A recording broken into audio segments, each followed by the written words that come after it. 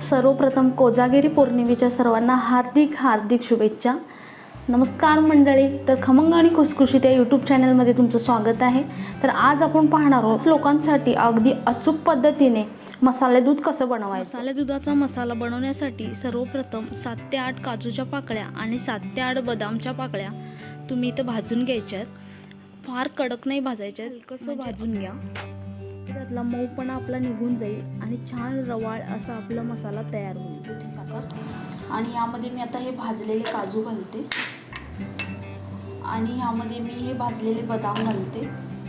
हे थोडंसं जाडसर वाटलं तयार होईल। आपला दुधाचा मसाला बनवून तयार होतोय तोपर्यंत मी इथं हे अर्धा लिटर म्हशीचं दूध घेतलेलं आहे फुल क्रीम, ते आपण इथं उकळायला ठेवू। हा मसाला साधारणपणे 2 महिने टिकतो। दूध सारखं हलवत राहायचं। आपल्याला बाहेरच्या सारखं म्हणजे अगदी मार्केटमधल्यासारखं जसं बाजारामध्ये मिळतं तसं आपल्याला मसाले दूध बनवायचं झालं तर एक खास ट्रिक आहे ती म्हणजे काय करायचं, अर्धा लिटर दुधाला साधारणपणे मी इथं 2 चमचे दूध पावडर घालणार आहे।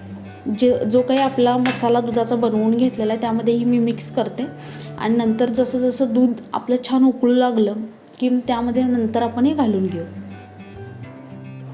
जोपर्यंत याची दाट साय येत नाही तोपर्यंत त्याला हलवत राहायचं।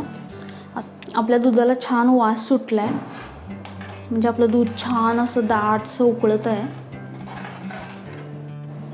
इथं मी 3 चमचे मसाला घालते। तुम्हाला जसा दाटसरपणा दुधाचा आवडतो तसा तुम्ही मसाला घाला। साखर सुद्धा तुम्ही कमी जास्त करू शकता। हळद घालते। दुधामध्ये हळद ही नेहमीच आरोग्याला चांगली असते। पिवळसर दाट आपला असं अगदी दूध दिसतंय।